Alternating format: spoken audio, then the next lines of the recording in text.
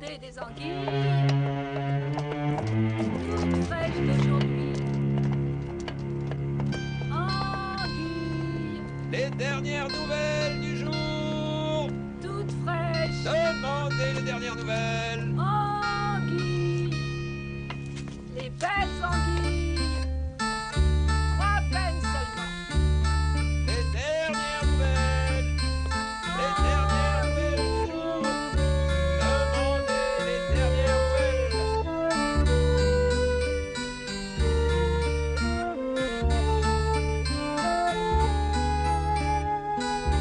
Demandez les dernières nouvelles.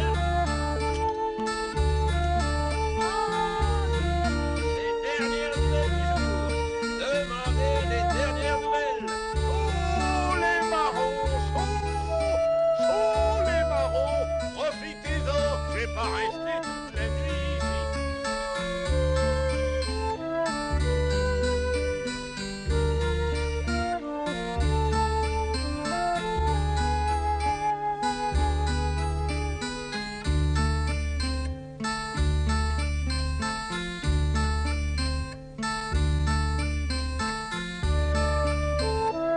Deux pence. Ah, merci, monsieur. Dépêchons, dépêchons, dépêchons. Chaud, les marrons, chaud. Qui n'a pas ces marrons chauds? 221B Bakers. Chaud, les marrons. Je suis le docteur Watson. En 1889, je partageais cet appartement avec Sherlock Holmes. Je participais aussi, jusqu'à un certain point, à plusieurs affaires que devait résoudre Holmes. L'une d'entre elles, qui fut une des plus sanguinaires et des plus effrayantes, eut comme point de départ une canne oubliée par un visiteur inconnu. Il s'agissait de l'affaire que j'avais appelée la malédiction du chien des Baskerville. D'après un manuscrit ancien, la malédiction frappa tout d'abord Sir Hugo Baskerville, il y a une centaine d'années, en l'an de grâce 1762.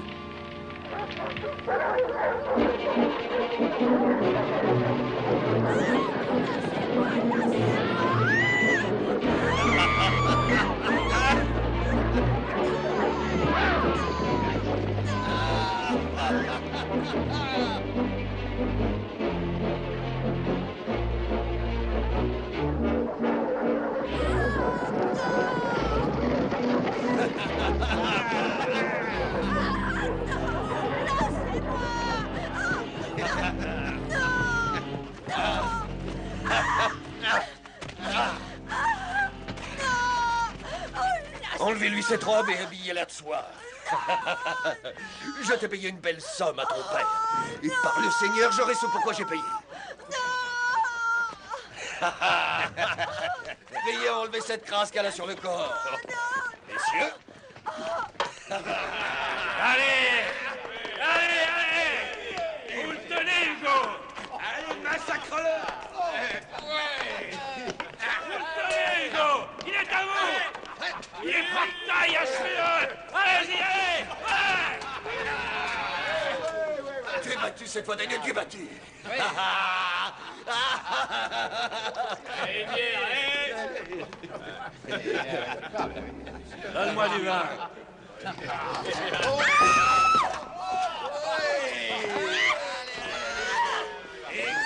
10 shillings sur la brune. 10 shillings du nerf souillant. Allez, allez.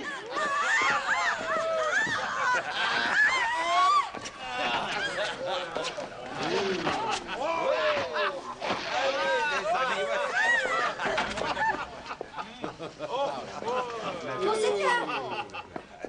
Monseigneur!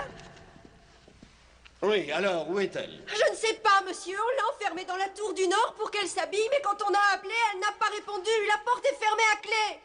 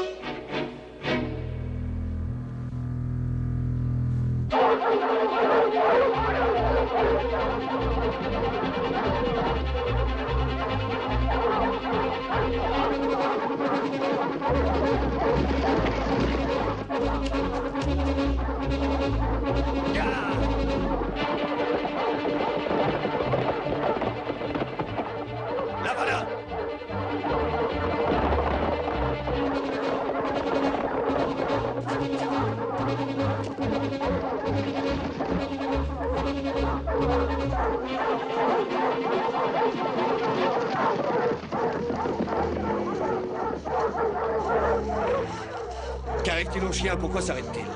Seul un monstre diabolique peut leur faire peur, que maudit soit le diable. Je n'ai pas peur de ce qui n'est ni chair, ni sang. Sir Hugo, prenez garde!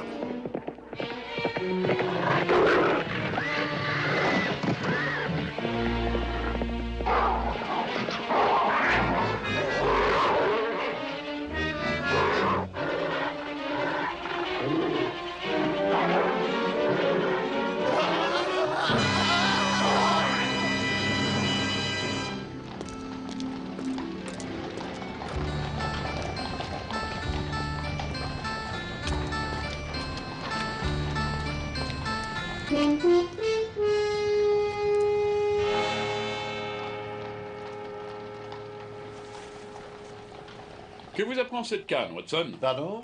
Je dois dire, Holmes, que parfois j'ai l'impression que vous aviez des yeux derrière la tête. Non, mais j'ai devant moi un service à thé fort bien astiqué. En êtes-vous arrivé à certaines conclusions sur notre visiteur inconnu? Oui, désirez-vous les connaître? Eh bien, pour commencer, nous connaissons son nom et sa profession grâce à cette plaque. Au docteur James Mortimer, de la part de ses amis du CCH 1884. Je dirais que c'est un homme assez âgé, car à voir l'usure qu'il y a sur l'embout, c'est une canne de marche et non de parade. Et il semble avoir réussi et être tenu en estime. Ses amis du CCH doivent faire partie d'une société de chasse, enfin du moins, à mon avis, oui, ça doit être un médecin de campagne. Et sur quoi fondez-vous votre dernière déduction? Vous voulez dire qu'ils vivent à la campagne? Hein? Eh bien, regardez ces marques sur le bois. Il est évident qu'elles n'ont pu être faites qu'à la campagne. De plus, de nos jours, aucun médecin citadin ne marche suffisamment pour faire les marques qu'il y a là-dessus. Excellent, Watson. Vous êtes d'une grande logique, mais je crains que les faits ne soient erronés. Ah bon? Oui, je croirais plutôt que c'est un présent fait à un médecin par un hôpital que par une société de chasse. Et dans ce cas, le CCH pourrait vouloir dire Charing Cross Hospital. Maintenant, si c'est un des grands patrons, j'imagine que ce serait écrit sur cette plaque. Nous devons donc en conclure que ce devait être un jeune médecin, je dirais la trentaine, marié, mais assez jeune de caractère pour jouer avec son chien.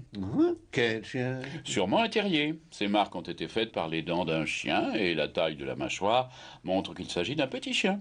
J'ajouterai que les empreintes des incisives supérieures sont assez caractéristiques pour appartenir à un certain type de terrier. Vraiment?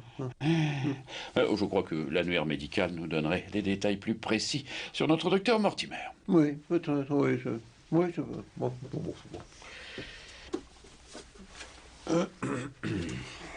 Voyons. Voilà. Mortimer James.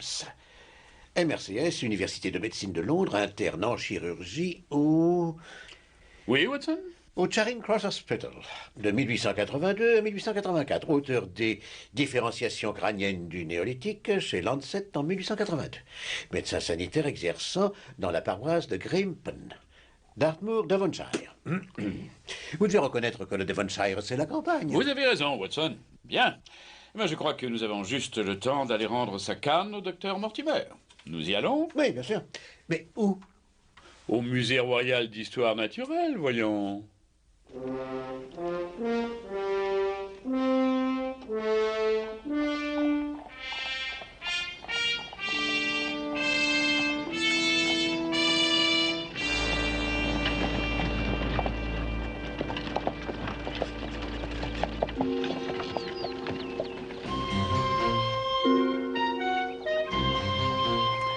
Eh bien, nous y voilà, Watson. Merci.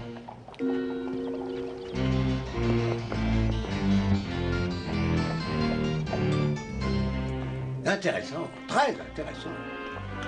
Eh bien, vous venez, Watson? Vous savez, Holmes, vous ne m'avez toujours pas dit pourquoi vous pensiez trouver le docteur Mortimer ici. Conférence sur l'évolution crânienne? Il y avait un article à ce sujet dans le Times de ce matin. Il serait extrêmement étonnant que l'auteur des différenciations crâniennes du néolithique ne profite pas de l'occasion pour venir faire un tour à Londres. Oui, mais comment allons-nous faire pour reconnaître le docteur Mortimer? Ça ne devrait pas être difficile.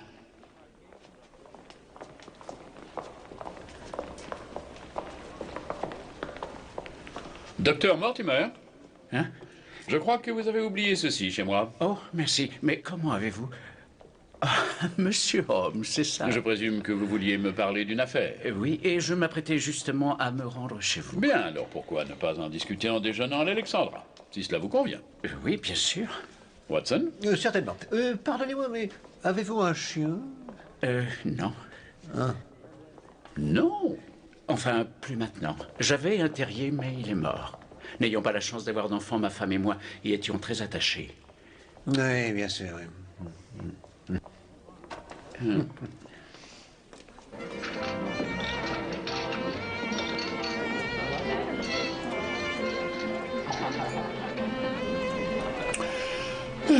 Vous devriez goûter une de ces crèmes Bourdalou, docteur.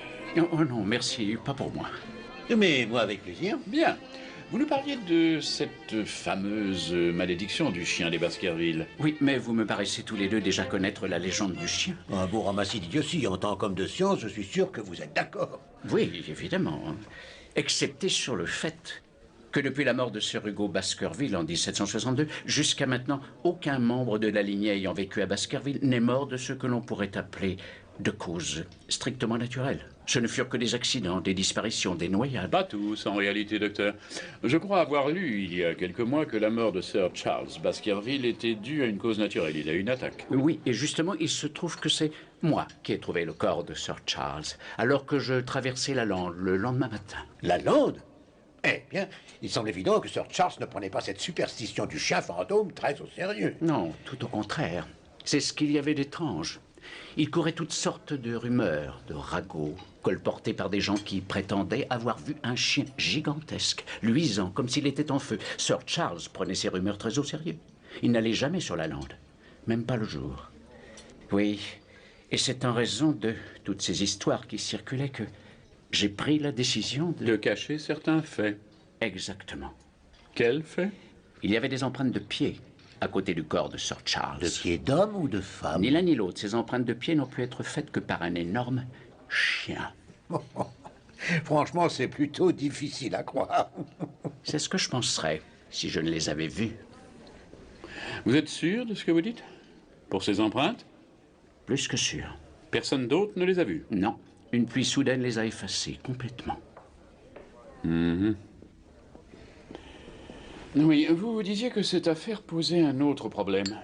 Lequel? Eh bien, Sir Charles avait un jeune frère qui est mort. Il faisait de l'élevage au Canada. Il a laissé un fils, Henry.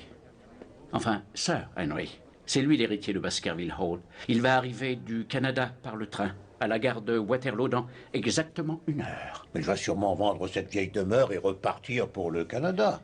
Non. Et c'est là le problème. Il a câblé qu'il voulait venir s'installer à Baskerville Hall, ce qui me fait peur. Vous voulez dire qu'en fait, vous craignez pour la vie de Sir Henry s'il va à Baskerville Hall? Voyons, vous êtes un membre de notre profession. Vous ne pouvez pas croire aux apparitions diaboliques, aux bêtes fantomatiques, à un chien brûlant de flammes sulfureuses de Satan. Vous ne croyez pas à toutes ces fadaises. Je ne suis pas certain de ce que je crois ou pas. Seulement, étant exécuteur testamentaire, j'avoue me sentir responsable de la sécurité de Sir Henry. Mais si vous estimez que cette affaire ne correspond pas à vos capacités... Pas du tout. Non, je trouve qu'elle y correspond parfaitement. Mais j'en saurai plus quand j'aurai parlé à Sir Henry. Alors revoyons-nous demain, à 10 h, à mon appartement. Avec plaisir. Nous serons chez vous à 10 h. Au revoir, messieurs. Entre nous, Holmes, vous ne croyez pas que ça puisse être l'œuvre du démon ou quelque chose de genre? Non, je suppose que non. Mais j'ai vu des hommes dont les actes rendaient l'intervention du diable tout à fait inutile. Oui, vu sous cet angle, oui. Seulement, il y a une chose que j'ai beaucoup de mal à comprendre. Rien qu'une. Oui. Comment saviez-vous à quoi ressemblait Mortimer? Je ne le savais pas. Vous l'avez appelé par son nom? À cause de sa canne. Comme vous l'aviez vu, l'embout était usé. Mais il l'était plus d'un côté que de l'autre, ce qui indiquait que son propriétaire était un homme qui avait un léger mais perceptible boitillement. Oh. Un autre bandit, Watson? Non, je ne devrais pas. Oh, voyons. Mais rien qu'un... Un bâtiment. C'est évident, bien sûr. Élémentaire, mon cher Watson.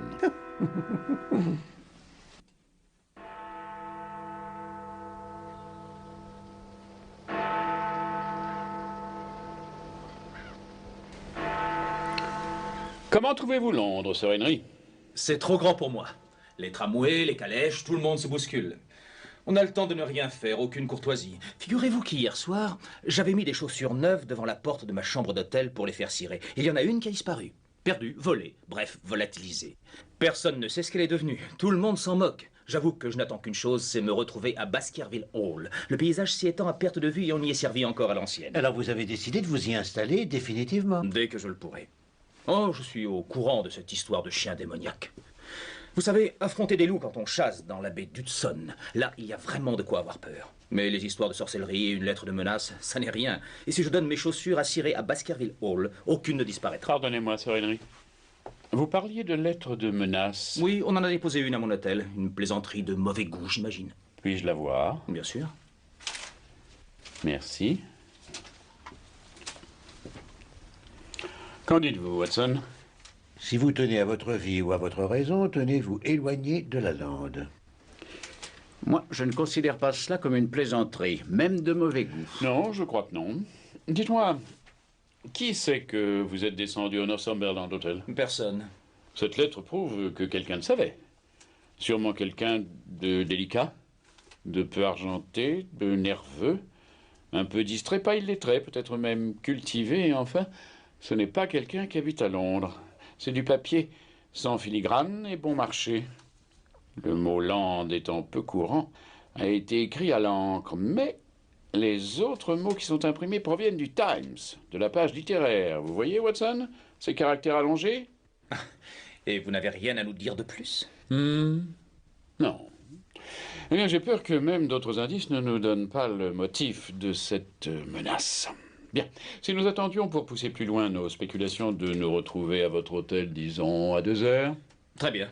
Cela me donnera le temps de renouveler ma garde-robe. Et moi, je vais en profiter pour aller voir quelques-uns de mes confrères. Je pars avec vous, docteur. Monsieur Holmes, À tout à l'heure. Au revoir. Ne devrions-nous pas accompagner Sir Henry? Je ne crois pas, non. Mais il va être seul, si jamais la lettre était sérieuse. Nous ne savons pas si elle l'est. Mais nous ne savons pas non plus si elle ne l'est pas. C'est exact. Dites-moi, Holmes, vous ne croyez pas que vous prenez cette histoire un peu à la légère? Je ne crois pas. Ce n'est pas que ces histoires de superstition m'impressionnent le moins du monde, mais comme William Macbeth Thackeray le dit si bien... Ils ont traversé et se sont séparés. Venez, Watson.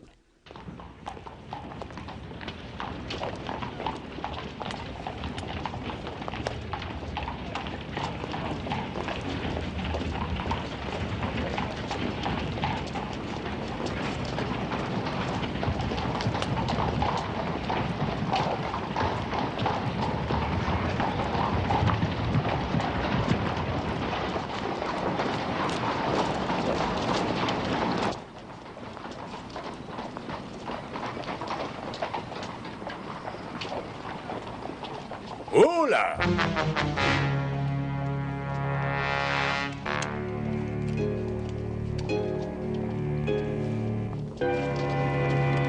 Avancez. Allez!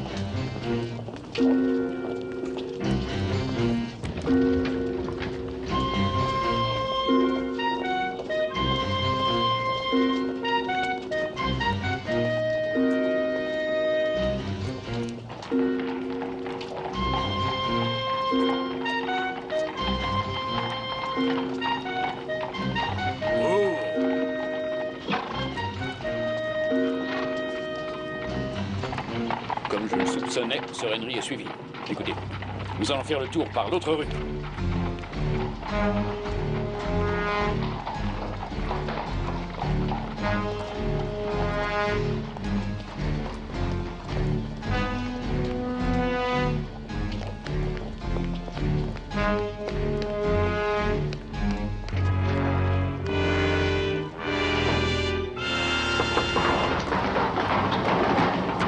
Non, pas par là. Venez, on va prendre cette petite rue.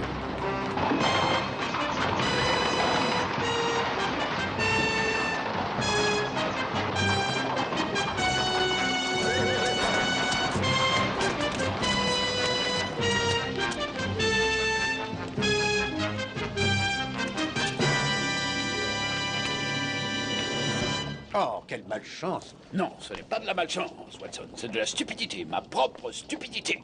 J'aurais dû me douter qu'il m'aurait tout de suite reconnu. Eh bien, en tout cas, nous lui avons fait peur. Ou seulement rendu plus prudent. Il n'y a pas de quoi être fier. On l'a perdu et c'est ma faute. Et tout ça pour rien. Si au moins j'avais pensé à noter le numéro de ce fiacre. Quoi, vous n'avez pas noté son numéro? Non, je viens de vous le dire. J'ai été bien inspiré de le faire dans ce cas. Allez, là. Oh. Bonsoir, monsieur. Higgins, ces gentlemen voudraient des renseignements sur un client que vous avez conduit du côté de Barkham Square il y a 1 heure. Vous le rappelez? Oh, parfaitement, monsieur. Il m'a donné 3 livres pour le conduire partout. Il me le dirait. Il m'arrêtait, me faisait repartir d'un côté ou de l'autre. Et tout à coup, il est descendu sans un mot. Pourriez-vous nous le décrire? Oh, sans aucun doute, monsieur, sans aucun doute.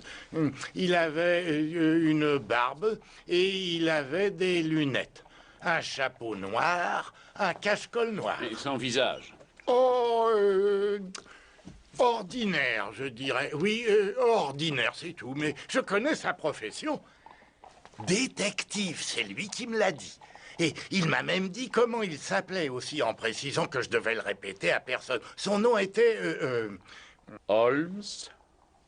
C'est exactement ça, Holmes, Sherlock Holmes.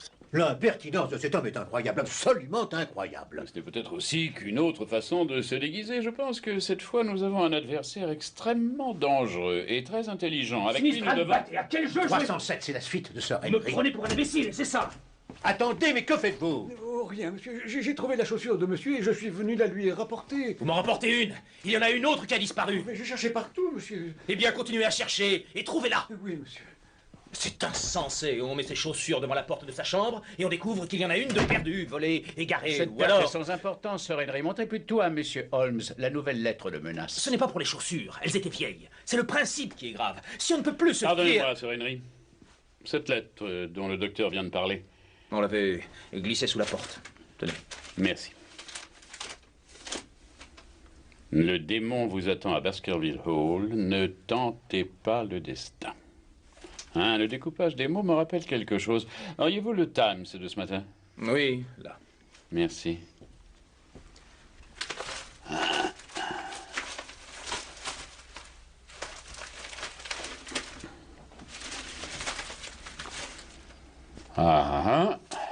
C'est la rubrique dramatique qui a servi cette fois. Vous avez un crayon? Tenez, regardez. Le démon. À côté de Cruel, nous avons le destin, etc. Eh oui, tout cela semble très révélateur. On peut donc être sûr que ces 2 lettres ont été écrites par la même personne. Peut-être bien. Entrez. Pour Sir Henry Baskerville. C'est moi. Merci. Une autre lettre de menace? Non, non, non. Je vous présente Cartwright, un garçon qui m'a été d'une aide précieuse dans le passé. Vous devriez ouvrir ce télégramme. Ce doit être une réponse de Barrymore, le domestique qui s'occupe de Baskerville Hall. Tout est prêt pour votre arrivée. Barrymore. Monsieur Holmes, je ne comprends pas. Voilà. Quand j'ai raconté au docteur Mortimer nos aventures de ce matin, il m'a dit que de tous ceux qui vivaient aux alentours de Baskerville Hall, il n'y avait que Barrymore dont la description corresponde à l'homme qui vous avait suivi. J'ai donc jugé préférable de vérifier où il était en lui envoyant un télégramme auquel il serait obligé de répondre. Le télégramme et la réponse ont été personnellement reçus et envoyés? Oui, monsieur, j'avais mis RMP, remis en main propre. Bon, cela signifie que Barrymore ne pouvait pas être à Londres ce matin. J'ai une autre mission à vous confier. Monsieur Holmes, ce télégramme veut dire que Sir Henry va aller à Baskerville Hall, mais il ne doit pas y aller maintenant, surtout sans protection. Tout à fait d'accord. Tenez, Cartwright, voilà 5 livres. Vous allez vous rendre dans chaque hôtel du quartier de Charing Cross. Vous donnerez un pourboire à chacun des portiers pour qu'ils vous autorisent à examiner les papiers qui ont été jetés ce matin. Vous direz qu'un télégramme a été perdu. Mais en réalité, ce que vous chercherez, c'est cette page du Times de ce matin, dont certains mots ont été découpés avec des ciseaux. Ensuite, vous essayerez de découvrir le nom de la personne qui occupait la chambre où cette page a été jetée. Et enfin, vous me télégraphierez le résultat de votre enquête à l'adresse suivante. Vous avez de quoi noter? Oui, monsieur. C'est monsieur Sherlock Holmes, au bon soin de Sir Henry Baskerville, Baskerville Hall, Grimpen, Devonshire. Vous avez une question? Alors au travail. Il y a une chose que j'ai du mal à comprendre. L'adresse que vous avez donnée implique que Sir Henry se rend à Baskerville Hall, alors que vous venez de convenir que s'il y allait, ce serait très dangereux pour lui. S'il y allait, sans protection. Mais si Sir Henry le permet, Watson et moi assurerons sa protection. J'accepte, bien sûr. S'il y a un démon qui m'en veut, vous le trouvez sinon à Baskerville Hall. Parfait. Je crois bien que demain matin, il y a un train qui part de la gare de Waterloo et qui arrive à Grimpen dans la soirée. Watson, peut vous charger des billets?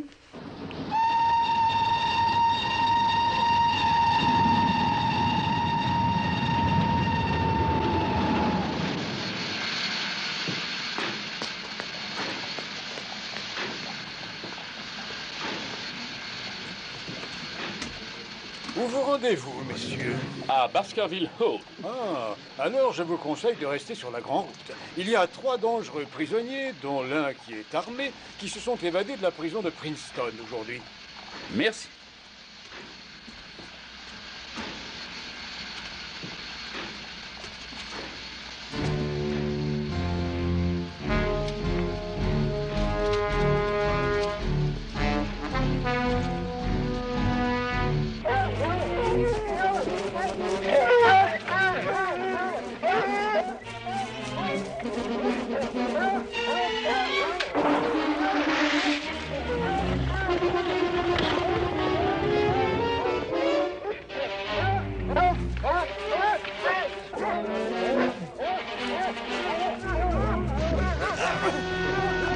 Au secours! Supprimez les barrets! Au secours! Il est là-dedans!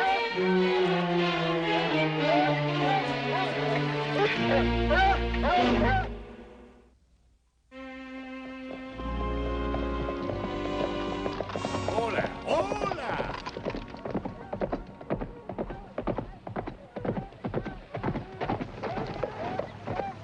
Il s'agit des prisonniers qui se sont évadés? Oui, monsieur, mais les gardes viennent de rattraper le dernier. Arrêtez! Arrêtez ou je tire! Oh, c'est horrible. Le comptier, un a été tué, un autre s'est noyé, et le troisième s'est fait engloutir par les marais. Eh bien, messieurs, vous pouvez continuer. Mais faites attention, on dit qu'un être bossu aux allures démoniaques rôde sur la lande la nuit.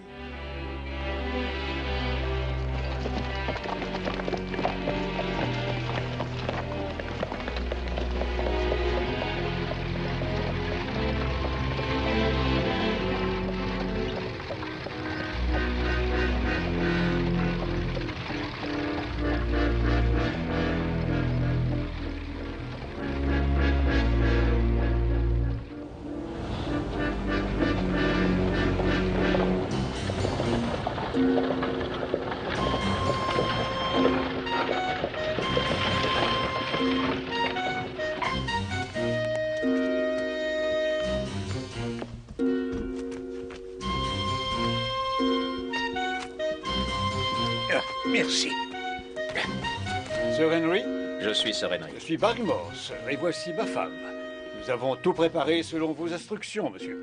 Si vous voulez bien me suivre.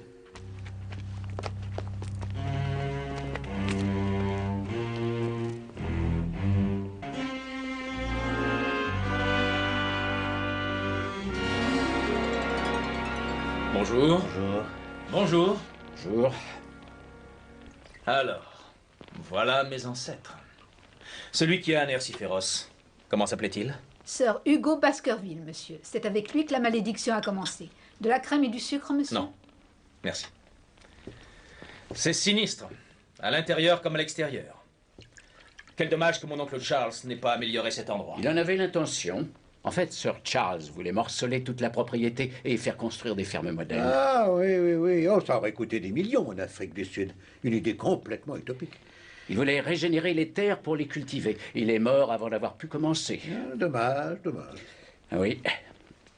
Oh, je ne veux pas faire attendre mon épouse. Le docteur Mortimer avait promis qu'avant de retourner à Grimpen, il me montrerait l'endroit précis où on a trouvé le corps de Sir Charles. Permettez-moi de vous accompagner. Oui, bien sûr. Watson? Non, non, non, non, non, je vais rester ici pour me reposer. Comme vous voulez.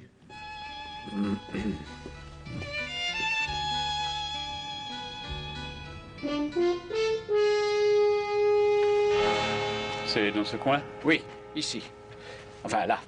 C'est exactement là que j'ai trouvé le corps de Sir Charles.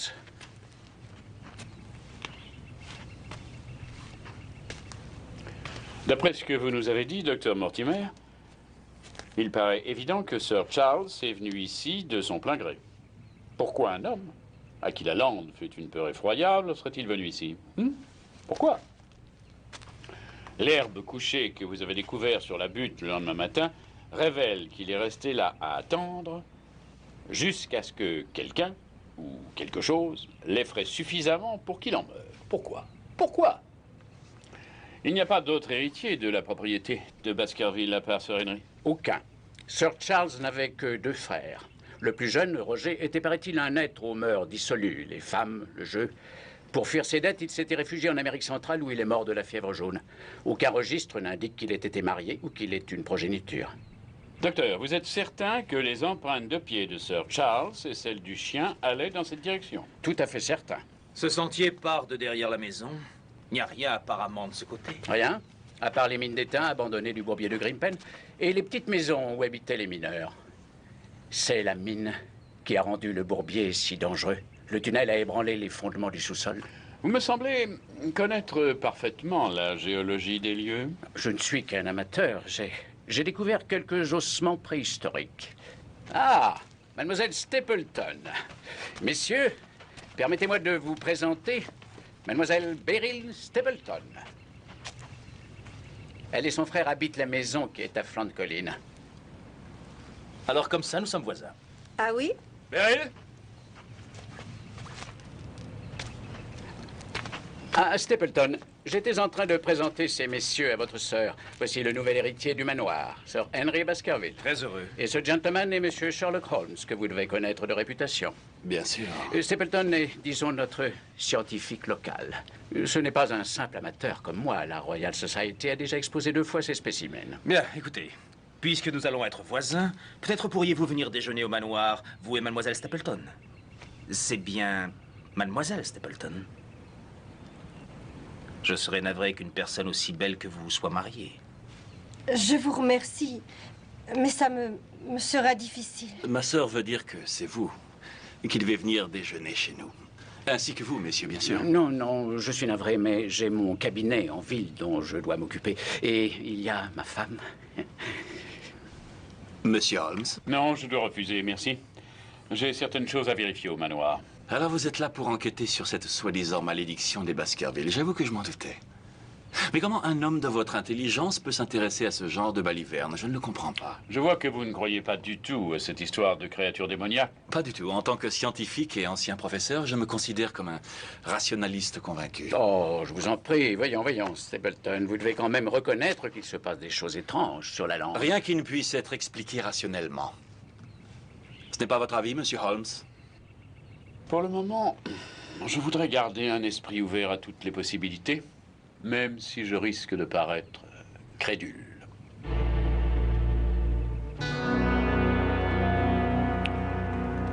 Y aura-t-il une réponse, monsieur? Oui. Procédé comme convenu, signé Holmes. Merci. Oh, merci à vous. Cartwright? Oui. Comme je le pensais, il n'est encore arrivé à rien, mais vous disiez que vous aviez découvert quelque chose de curieux. Curieux, c'est le moins qu'on puisse dire. C'est en haut, dans une pièce du grenier. Ah oui. J'ai fait cette découverte en furetant dans la maison. C'était la pièce préférée de Sir Charles. Le sanctuaire des sanctuaires. Mais vous allez voir. Et bien voilà.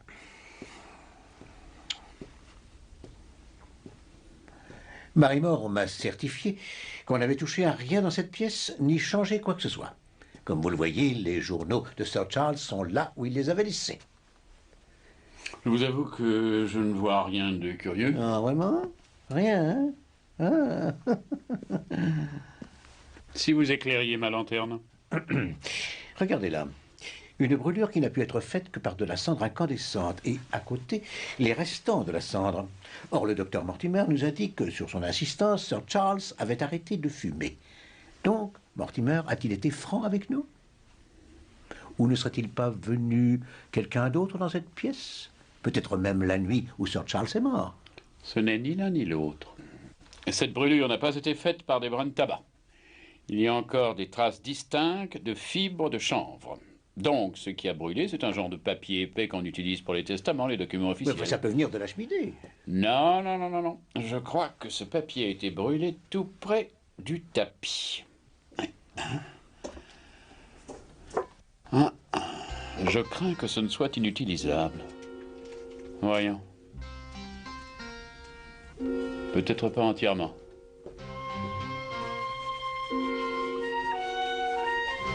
Maintenant, le papier tournesol Watson.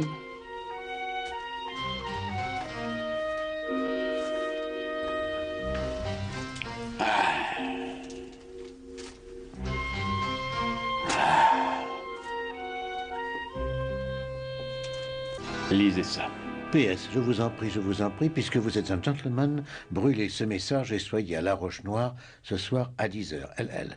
Vous aviez raison, Holmes. Sir Charles attendait bel et bien quelqu'un sur la lande. Il attendait LL. Peut-être que dans le registre paroissial, vous trouverez quelque chose.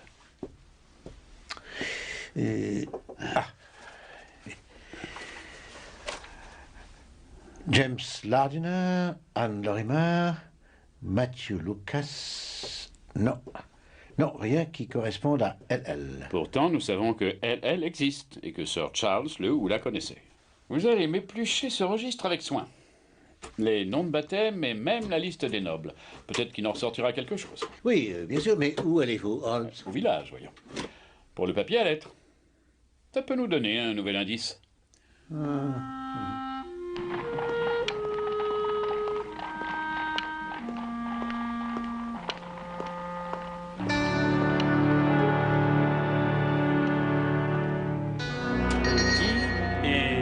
Présumé droit d'usage public sera supprimé. Hein? Un instant, je vous prie, monsieur. Et le dit et présumé droit d'usage public, c'est noté, mademoiselle Franklin. Oui, monsieur. Donc le dit et présumé droit d'usage public sera supprimé et les terres ainsi que le domaine seront réservés à l'usage exclusif de leur propriétaire, le défendeur Arthur Frankland. Voilà. Vous avez tout noté. Oui, oui, monsieur Frankland. Et en triple exemplaire, et pour demain ou plus tard, mademoiselle Frankland. Oui, monsieur Frankland. J'ai l'intention d'emporter ça au tribunal demain. Au tribunal, monsieur. Et je vais leur déposer carrément sous le nez. Alors nous verrons bien qui possède quoi. Demain ou plus tard, mademoiselle Frankland. Oui, monsieur. Bien. Je suis à vous, monsieur. Quelque chose ne va pas, monsieur? Votre nom de famille est celui de ce gentleman. Coïncidence? Oh. Tenez. Oh, monsieur Holmes. C'est mon père. Je ne vois pas pourquoi je vous le cacherais, puisque n'importe qui dans le village pourrait vous le dire. Mon père et moi, nous nous sommes fâchés. Pour une histoire d'ordre privé qui date d'il y a 4 ans. Je suis allée à Liverpool et j'y ai appris la sténographie. Quand je suis revenue, j'ai ouvert ce magasin. Malgré cela, mes relations avec mon père n'ont pas changé. On ne s'adresse toujours pas la parole et il n'est pas question que ça change. Il y a une exception, car mon père engage assez souvent des poursuites judiciaires. Et il n'y a que moi qui sache taper à la machine dans le village. Je vois. Eh bien, si je peux pousser plus loin la curiosité, vous arrive-t-il d'avoir du papier à lettres qui serait fabriqué avec du chanvre indien? Oh oui, j'en ai là. Ah. Vous souvenez-vous en avoir vendu récemment? La semaine dernière, non. Non, je voulais dire ces derniers mois. Oh, oh oui. Oui, j'en ai vendu au pasteur, ainsi qu'à mademoiselle Dean, la bibliothécaire, à monsieur Fellows, c'est le maître d'école. Oh, et il y avait Sir Charles Baskerville qui en commandait souvent, avant sa mort. Oui, je vois. J'ai peur de ne pas vous avoir beaucoup aidé. Pas de façon spécifique, mademoiselle, mais merci.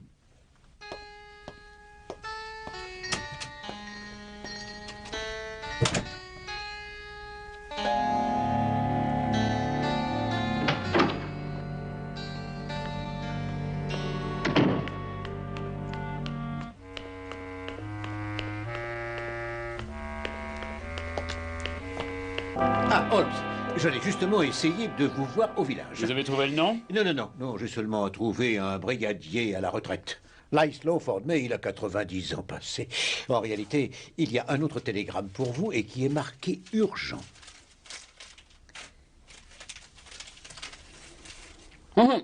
L'affaire Smith-Tyson. Je dois immédiatement rentrer à Londres. J'ai juste le temps d'attraper le train. Quoi? Mais non, attendez. Souvenez-vous qu'on a promis à Sir Henry de le protéger. Si nous repartons, que va-t-il... Non, pas nous. Vous devez rester, Watson, et tenir notre promesse.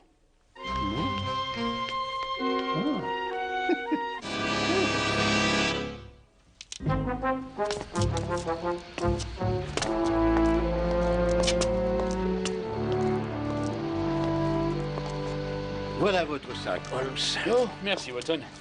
Je reviens aussi vite que je le peux, et pendant mon absence, Watson assurera votre protection. Vous êtes armé, Watson? Oui, je ne crois pas que ce soit utile. Je ne suis pas de votre avis. Tant que nous ne savons pas plus, évitons de prendre le moindre risque.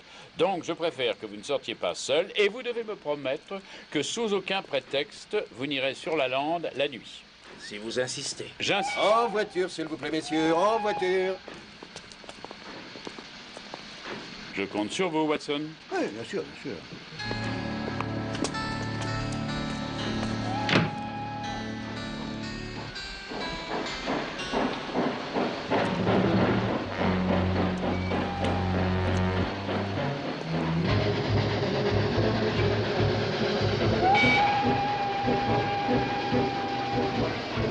Ça pourrait être un fantôme.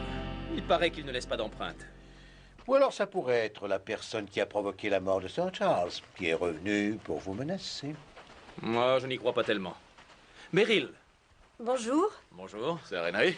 Bonjour. Nous allions prendre notre thé du matin. Vous vous joignez à nous? Non, cette fois, c'est vous qui venez au manoir prendre le thé et déjeuner. Vous aussi, Dr. Watson? Non, merci, je crois que je vais aller explorer les environs. Soyez prudent, docteur. Oh, pourquoi? Il se passe des choses étranges sur la lande. Je le sens. Ma charmante sœur croit fermement aux fantomatiques chiens des Baskerville. N'est-ce pas? Oui, j'y crois.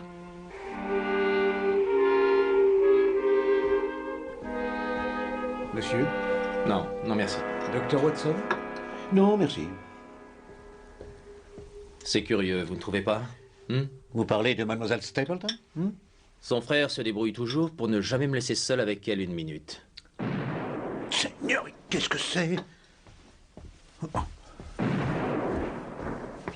Ça vient de la mare au diable, monsieur. Il tire au canon pour faire remonter le corps de l'homme qui s'est noyé. On dit au village qu'il s'en est peut-être tiré. Oh non, monsieur. Pas de la mare au diable. Oh, quelle sale affaire. Je crois que c'était un assassin. S'il ne s'était pas noyé, il l'aurait pendu. Vous parlez de Selden, le tueur fou de Notting Hill Gate? Moi, je faisais allusion à ce bruit infernal que fait le canon. J'espère qu'elle ne va pas troubler mon sommeil.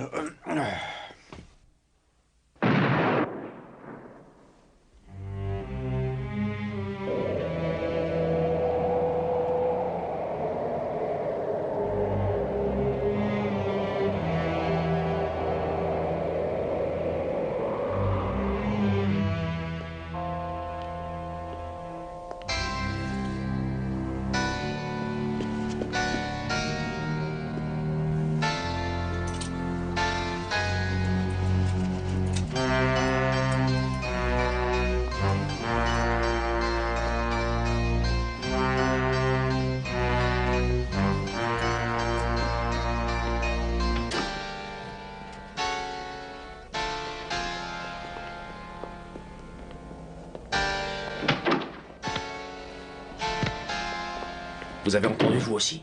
Oui. Des bruits de pas. C'est de ce côté. Allez.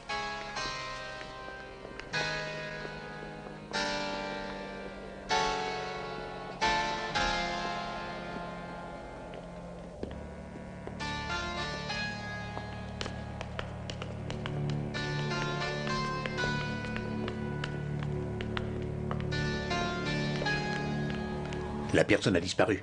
Où a-t-elle pu passer?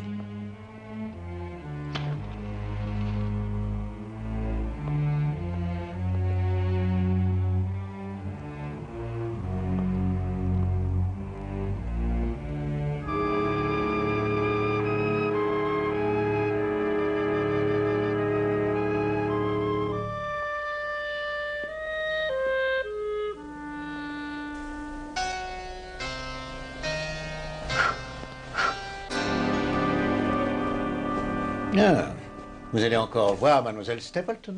Exactement. Et il n'y a aucun doute que je verrai aussi son frère, malheureusement. Au fait, dites-moi ce que vous pensez de ça. J'ai donné de vieux vêtements à Barrymore et il en a été très heureux. Avez-vous parlé à Barrymore de ce qui s'est passé cette nuit? Oui. Il m'a dit n'avoir rien entendu. C'est curieux. Oui. Bien, à plus tard.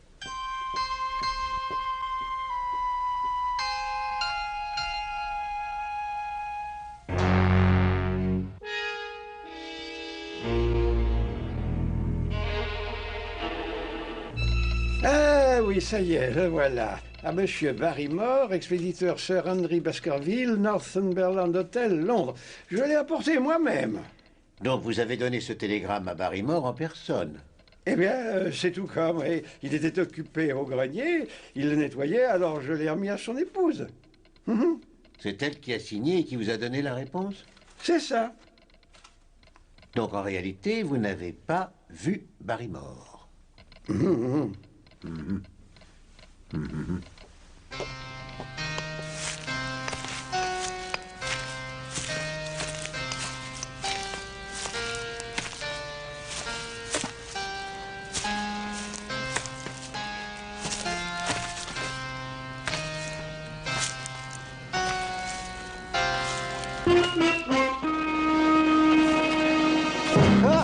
Doucement, doucement. Vous savez que ça peut être fatal. Oui, j'ai eu peur que... Enfin, j'avais cru entendre des bruits bizarres. Votre pic, je suppose. Oui, les fouilles, c'est ma passion. Vous voyez le crâne qui est là? Il se pourrait qu'il provienne de Piltdown. C'est étonnant de le trouver dans notre région. Je suis si fier que j'ai demandé à l'Académie royale de l'enregistrer sous le nom de John Llewellyn Mortimer, le vertébratus du Pléistocène. Llewellyn? Vous n'êtes pas gallois? Oh, si, par ma mère. Regardez-le. Ce n'est pas une merveille? J'espère en trouver beaucoup d'autres s'ils ne détruisent pas le sol avec des fermes et des canaux d'irrigation.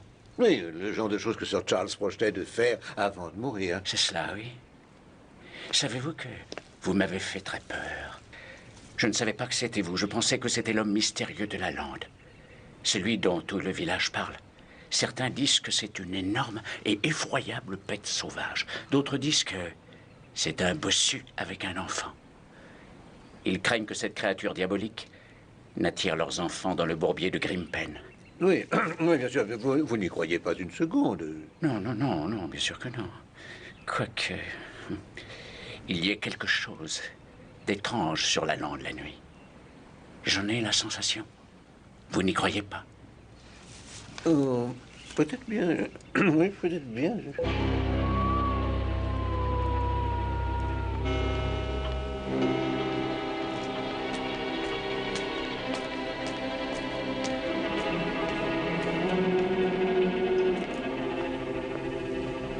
De la lumière.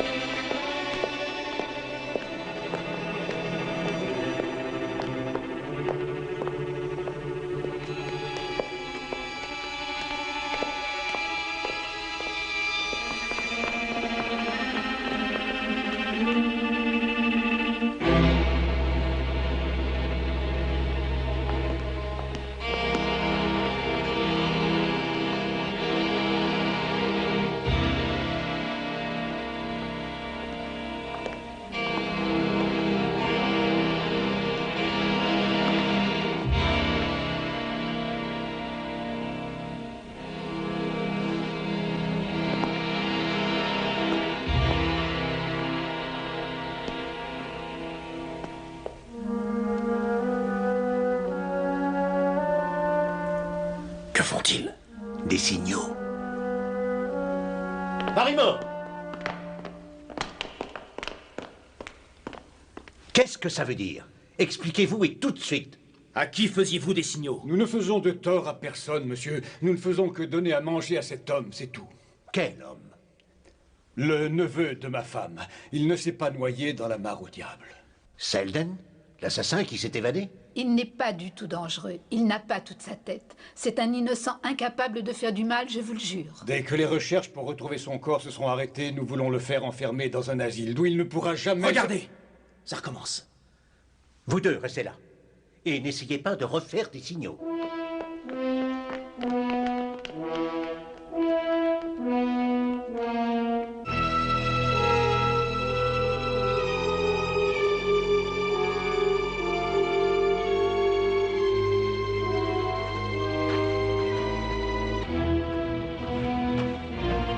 Posez votre lanterne sur cette souche, ça Henry.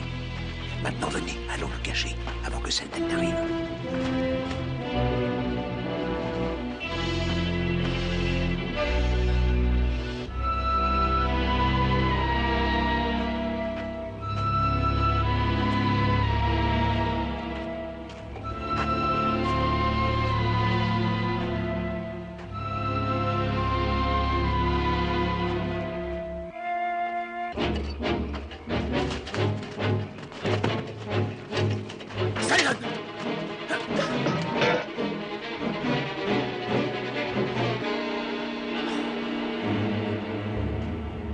Si jamais il l'attrape, ce sera comme s'il pendait un animal sans cervelle.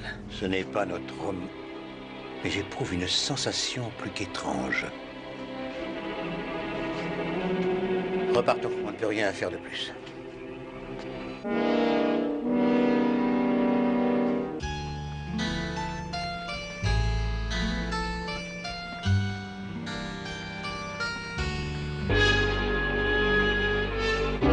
Arrêtez ou je tire. Savez-vous que je pourrais vous attaquer pour violation de propriété privée et conspiration? Conspiration? Mais de quoi? Et avec qui, monsieur? Mortimer, évidemment. Il aimerait creuser mes terres à cause de sa folle passion pour les ossements. Voilà la conspiration. Oh, après tout, quelle importance. Allez, oublions ça. Aujourd'hui, c'est un jour à marquer d'une pierre blanche pour moi. 3 affaires ont été acceptées en une seule audience du tribunal de Sa Majesté. 3. Je vais apprendre à tous ces gens qui manquent d'égard que la loi est la loi et qu'Arthur Frankland n'a pas peur de la faire respecter. Frankland? Ah oui, bien sûr, votre fille est la sténo du village. Ma fille? Oh, sachez qu'elle n'est pas ma fille. Elle n'a même pas le droit de porter le nom de Frankland. En tout cas, pas depuis qu'elle m'a défié et qu'elle s'est enfuie à Liverpool pour épouser une espèce de scélérat dont elle n'est même pas osé divulguer le nom. Il doit y avoir quand même un recours légal. Alors, votre opinion, monsieur? Oui, je suppose. Exactement. Car voyez-vous, si je vous accorde le droit de passage aujourd'hui, demain je verrai apparaître cet étranger à l'allure suspecte qui rôde constamment par ici. L'étranger? Vous l'avez vu? Où est-il? De ce côté, vers ces petites maisons vides là-bas.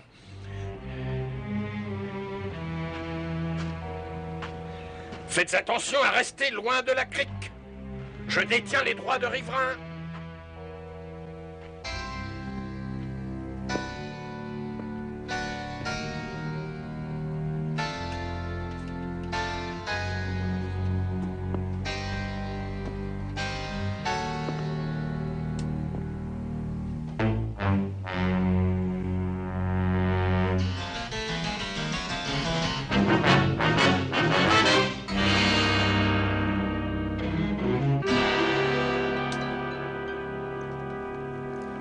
Bonjour, Watson. Holmes? Ce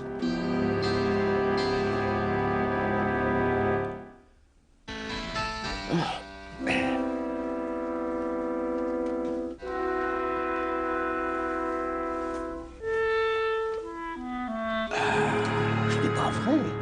Alors pendant tout ce temps, vous étiez là? Exactement. Enfin, vous auriez pu me le dire quand même, si j'avais su que Si vous l'aviez su, je n'aurais pas pu mener à bien mes plans. Je suis désolé de m'être servi de vous, mais j'y étais obligé.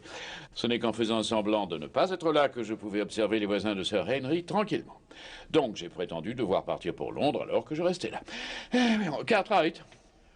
C'est le jeune Cartwright qui m'a fourni du linge, de la nourriture, et qui a aussi transmis certaines questions par télégramme grâce auxquelles j'ai eu de précieux renseignements. Alors, je suppose que maintenant vous savez que le deuxième prénom du docteur Mortimer est Llewellyn. Oui, je le soupçonne fort de pouvoir être le fameux LL qui a conduit Sir Charles à la mort. Possible. Mais ne serait-ce pas plutôt les initiales de Laura Lyons, qui est le véritable nom légal d'une certaine mademoiselle Frankland? Il est étonné.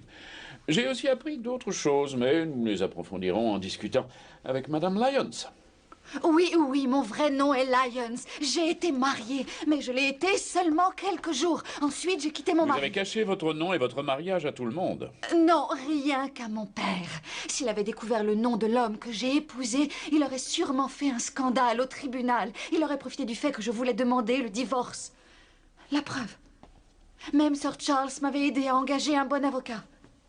Et le docteur Mortimer connaissait mon projet. Monsieur Stapleton, ne le connaissait-il pas lui aussi? En réalité, n'était-ce pas à cause de votre liaison avec lui que vous vouliez divorcer? Non! Allons, ne niez pas. J'ai été le témoin de vos rendez-vous secrets avec Stapleton. Mais ce n'est pas un crime de vouloir se marier. Non, pas s'il avait lui-même essayé de divorcer avec la femme qu'il fait passer aujourd'hui pour sa sœur. Oh, mais ça ne peut pas être vrai. Je ne vous crois pas. Vous n'avez pas la moindre preuve. J'en ai. Cartwright. Documents, articles, photos, télégrammes de confirmation. Tout ceci prouve que Beryl Stapleton n'est et n'a jamais été la sœur de Stapleton, mais sa femme. Ces documents prouvent que son père était un planteur anglais du Honduras britannique quand Stapleton l'a épousé. Stapleton fit faillite, revint en Angleterre et changea de nom.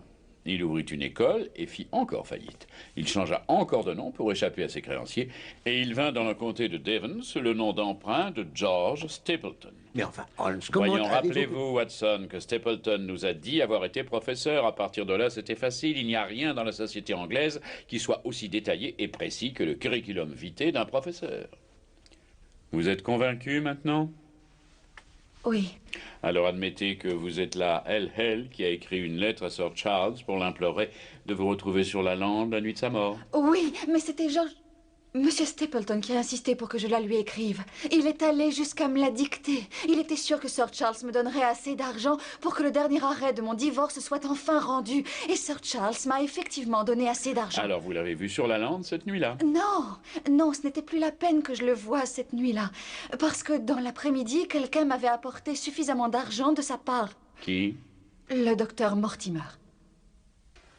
Je peux tout vous expliquer sans difficulté. Nous allions vous en prier. Ce n'était pas l'argent de Sir Charles que j'ai donné à Mademoiselle Frankland. Il n'y a rien de plus facile à vérifier. Sir Henry a tous les papiers de Sir Charles et il a la clé de son coffre privé. Mais d'où venait l'argent alors? D'où?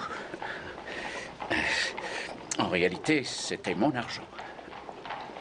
Vous lui avez donné votre argent? Pourquoi? Eh bien, j'étais au courant de son dilemme, mais... En réalité, si je lui avais dit que c'était le mien, ma femme aurait pu... Eh bien, elle... Tout ça est assez embarrassant. Je crois que j'ai un patient qui m'attend. Vous voulez dire que votre femme aurait pu être jalouse? Non. Pas vraiment jalouse. John Llewellyn, qu'est-ce que ça veut dire? Avec qui et de quoi parles-tu? À personne et de rien. Chérie, de rien. Ne me raconte pas d'histoire. Si jamais tu as l'intention d'aller boire avec ces deux-là, je te préviens que tu pourras aller déjeuner ailleurs et dîner ailleurs aussi. J'espère que c'est compris.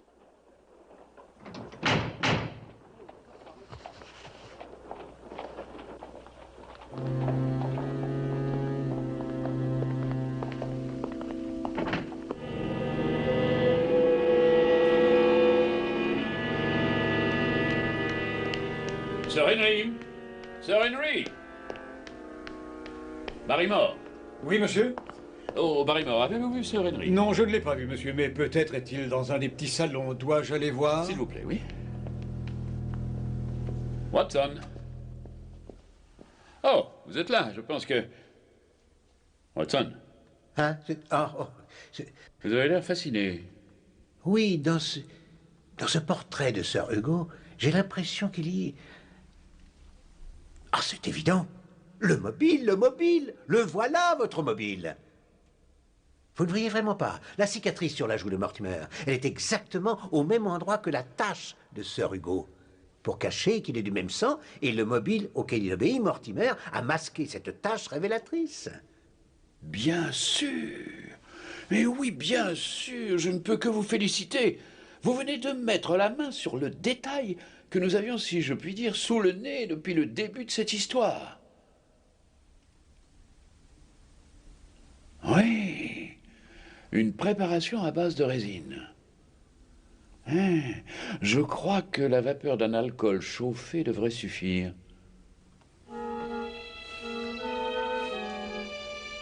Un petit peu plus haut, oui.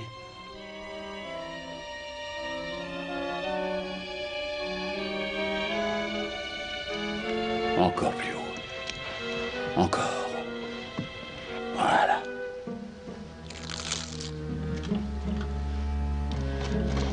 Un peu plus haut.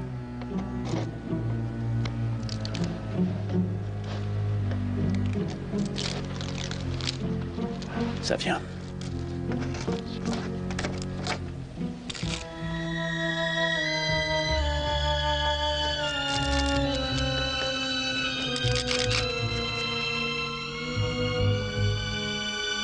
Voilà.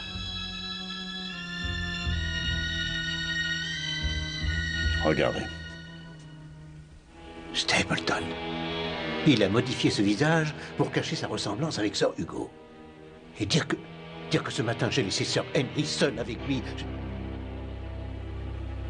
Mais je ne sais pas où est Sir Henry, monsieur.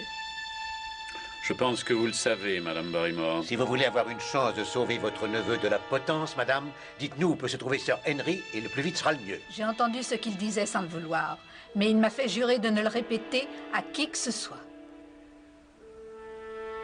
Il a un rendez-vous secret avec Mademoiselle Stapleton. Où? Sur la lande, monsieur.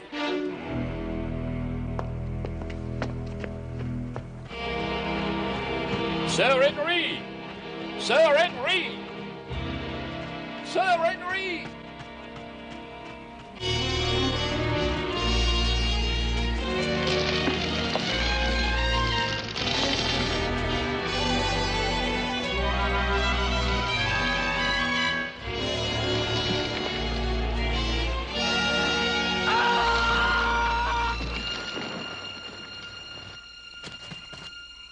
Sir Henry est mort. Non, Watson. Ce n'est pas Sir Henry. Selden. Mais c'est Sir Henry qui aurait dû être la victime. Je pense que Barrymore a donné les vieux vêtements de Sir Henry à ce pauvre Selden. Une malencontreuse charité. Qu'est-ce qu'il y a? Que s'est-il passé? Il y a eu un accident. Sir Henry. Après être parti, j'ai entendu un cri. Mais je ne comprends pas. C'est Selden, le prisonnier qui s'est évadé. Apparemment, il ne s'est pas noyé dans la mare au diable. Que s'est-il passé? Quand il a vu que Watson et moi nous le poursuivions, il s'est enfui et, dans sa panique, il est tombé. Alors ce n'était pas le chien des Baskerville? Non, mademoiselle. Tout comme votre frère, je ne crois pas un seul instant à ces balivernes surnaturelles de chiens démoniaques. Mais je crois que nous avons affaire à un dangereux criminel en chair et en os. Sir Henry, je me sens tout à fait rassuré. Car cet homme étant mort, vous ne risquez plus rien maintenant. Ce qui fait que Watson et moi, nous allons rentrer nous occuper d'une pressante affaire qui nous attend à Londres. Une affaire? Oui, mais... l'affaire Smith-Tyson, Watson. Je crois avoir trouvé le coupable, mais il nous reste encore à le prouver. Ah oui, bien sûr. Mais quelque chose ne va pas. Ce pauvre diable n'a pas pu envoyer les lettres de menace, et ça ne peut pas être non plus le barbu qui me suivait à Londres. Ce qui nous amène à son complice, Barrymore. Barrymore? Vous êtes sûr? Eh oui, Barrymore.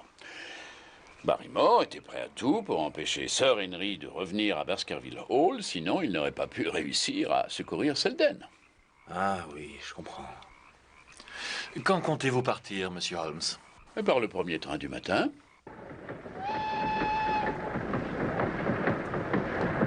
Prochain arrêt, Albright, Devonshire.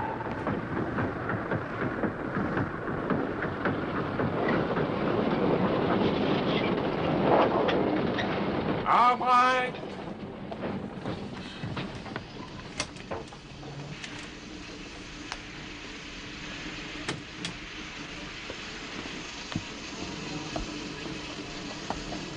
Ah, excellent. Vous nous avez amené l'inspecteur Lestrade, selon mes instructions. Inspecteur, je suis sûr que notre ami Cartwright vous a mis au courant de ce qui s'est passé. Oui, et j'ai bien l'intention d'intervenir tout de suite en arrêtant ce misérable qui dit s'appeler Stapleton. Oh non! Non, pas encore de preuves suffisantes pour nous le permettre. Non, si nous voulons l'arrêter, il faut le prendre sur le fait. Soit, mais comment? Eh bien, il faut essayer de piéger Stapleton. C'est à cette fin que j'ai demandé à Sir Henry d'accepter une invitation à dîner chez le Stapleton ce soir. Il va y mentionner qu'il a décroché les tableaux ancestraux des murs de Baskerville Hall, car il a le projet de les nettoyer et de les faire restaurer.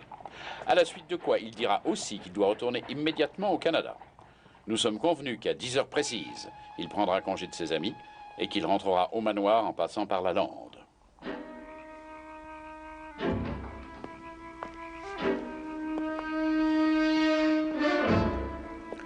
Donnez-moi la veste de Sir Henry et son écharpe.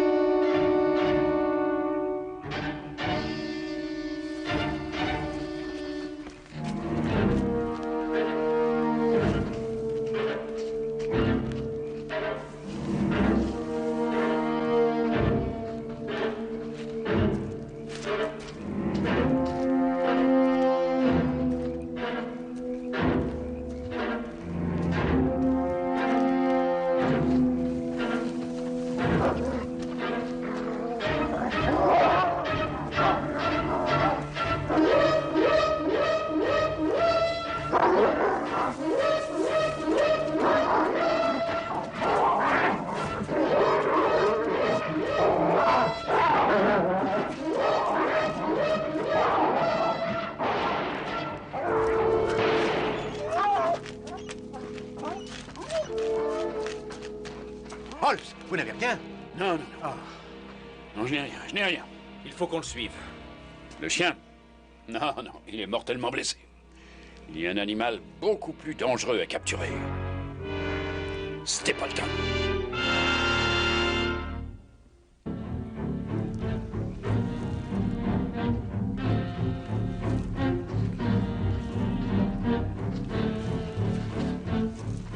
Les traces de pas s'arrêtent là.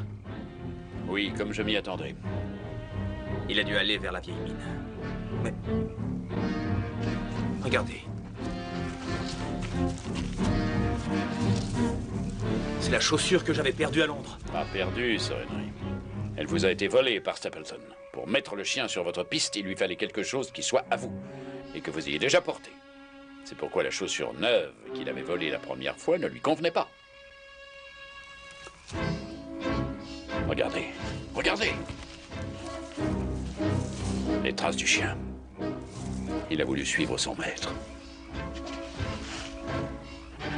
Stapleton! Stapleton! Par ici, Holmes! Le voilà! N'avancez pas, Lestrade! Ce sont des sables mouvants! Aucun moyen de traverser. Si, il y en a un. Regardez. Là. Vous voyez cette mousse argentée? Vous la voyez? Elle ne pousse que sur les roches siliceuses. C'est elle qui va nous montrer le chemin. Venez!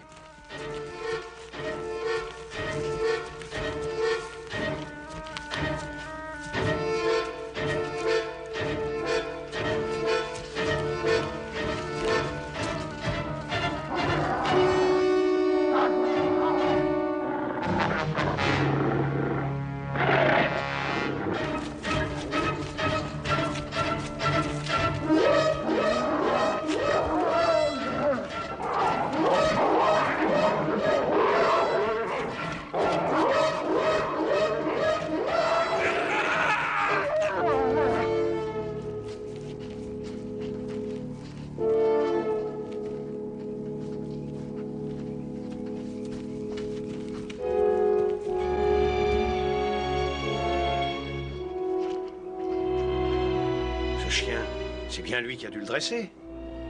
Alors pourquoi s'est-il retourné contre lui? Ce chien, dans les affres de l'agonie, se serait emparé de n'importe quelle proie pour l'entraîner dans la mort avec lui. L'homme peut créer le mal, mais il ne peut jamais le contrôler.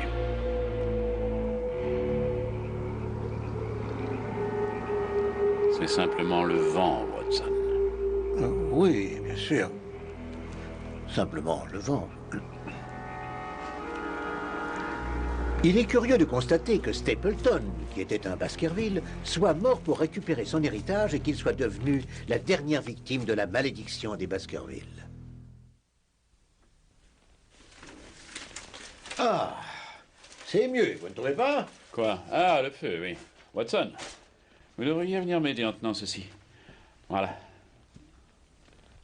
Doucement, doucement. Ah, c'est quelque chose de fragile? C'est le moins qu'on puisse dire, oui. Maintenant que je vous tiens, si je puis dire, vous m'aviez promis de clarifier un ou deux points de l'affaire Baskerville. Ah, dommage. Votre expérience a l'air d'avoir raté. Mais revenons à l'affaire Baskerville. J'aurais pourtant cru que les différents aspects de cette affaire étaient tout à fait clairs. Ah, tout à fait, tout à fait. À part un ou deux détails. La femme de Stapleton, par exemple. Je suppose que c'est pour cacher qu'il était lui-même à Baskerville qu'il essayait de la faire passer pour sa sœur. Oh, en partie, oui. Veuillez l'approcher de la flamme. Pas si près, pas si près. Voilà. Mais surtout, il espérait se servir d'elle pour séduire Sir Charles et le mettre en position de faiblesse. Seulement, Madame Stapleton a refusé de le suivre dans ses projets. Ce qui fait qu'il a été forcé de faire intervenir sa conquête, Mademoiselle Frankland ou Madame Lyon, si vous préférez. Merci. Et les lettres de menace qu'il a reçues ici à Londres, ce n'était qu'une autre ruse de Stapleton pour nous tromper. Non, pas du tout. Elles étaient tout à fait sincères, mais écrites par sa femme. Voyez-vous, elle savait que Stapleton avait l'intention de tuer Sir Henry, et elle a fait de son mieux pour empêcher ce dernier d'aller à Baskerville Hall. Voudriez-vous presser cette poire? Comme ça? Oui, c'est bien. Mais en faisant ça, elle risquait sa vie. Ah oui, je suis tout à fait convaincu que si jamais elle avait réussi, Stapleton n'aurait pas hésité à la tuer, elle aussi. Son objectif était de tuer Sir Henry. S'il l'avait pu, il l'aurait fait. Ce chien, qui, soit dit en passant, était caché et enfermé dans la mine abandonnée de Grimpen Moor, avait été dressé à devenir un tueur de la pire violence. Si Stapleton avait pu, il aurait fait massacrer Sir Henry par le chien. Vous vous approchez, non? J'espère avoir éclairci ce qui était obscur. Oui. Et qu'est-ce que c'est? Ça? Lestrade m'a demandé de vérifier quelque chose. Je lui avais dit que ce n'était pas de la pure nitroglycérine, mais j'ai préféré en être certain, naturellement. Ah, naturellement. Naturellement. Oh, il y a d'autres échantillons là-dessus, là, si ça vous intéresse. Non, j'ai un rendez-vous important à mon club, voyez-vous. Dommage. Ah, une dernière chose, voudriez-vous jeter ça dans la poubelle en partant? Attrapez. Oui, mais... Je ne toucherai pas aux autres échantillons avant que vous soyez revenu. Non, je ne voudrais pas vous retarder. Non, j'insiste. C'est très aimable à vous. Je vous remercie.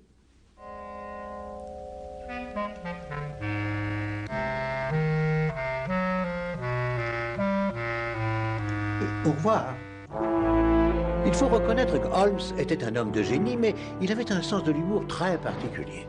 Malgré tout, je savais qu'à mon retour au 221B de Baker Street, la prétendue nitroglycérine que Lestrade avait apportée à Holmes promettait une autre aventure passionnante.